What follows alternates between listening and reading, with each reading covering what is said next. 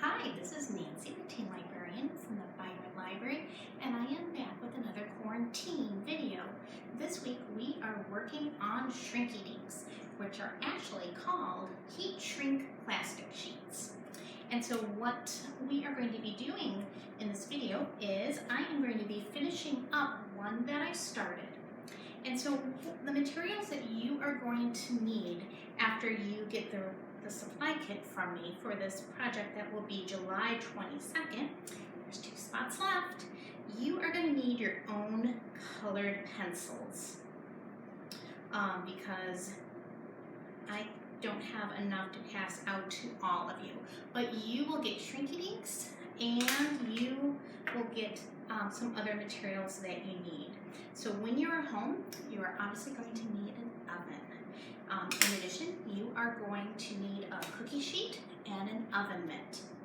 Now, something to remember when you are working on these is you cut it to the pattern first, and then make sure you punch a hole if you would like to turn it into a keychain.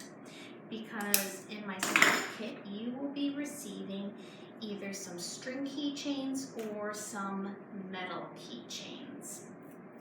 So once you have colored your pattern and you've cut it out and you've put in that hole so that way you can turn it into a keychain, you're going to want to put it on your cookie sheet.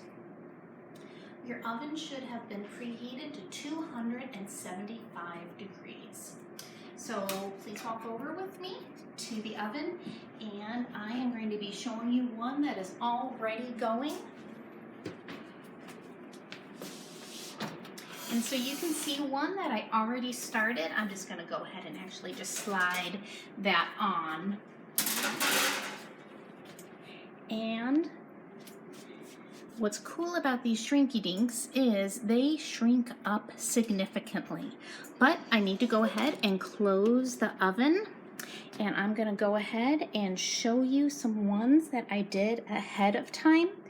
You can see from my butterfly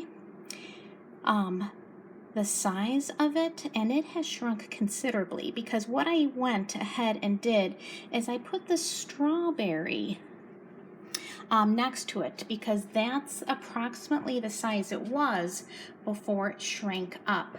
I also did a very small star, and I put some Shrinky Dinks next to it that were the size before it started shrinking.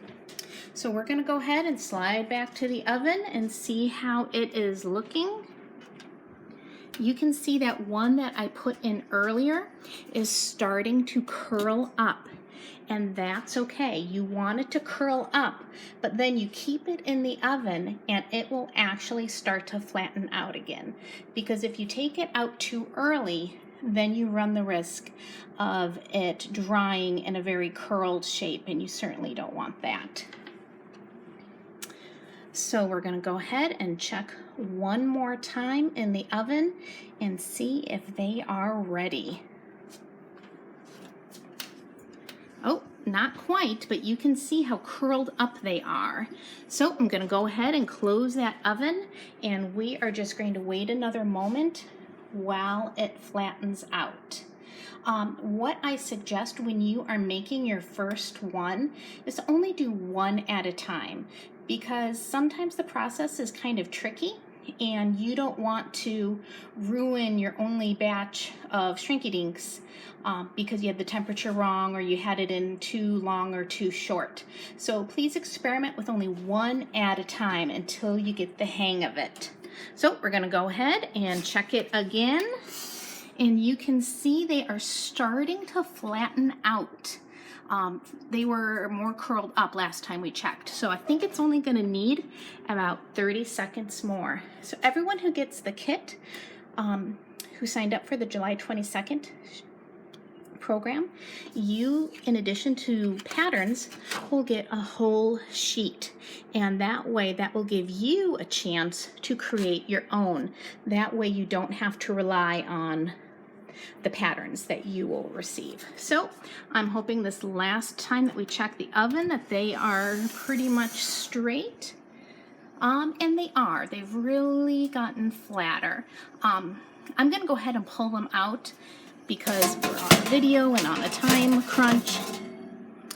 But ideally, you might want to leave it in the oven for 20 more seconds. So when you take it out, it is obviously hot. Make sure you use that oven mitt. So thank you for joining me, and I hope that you enjoy making these at home.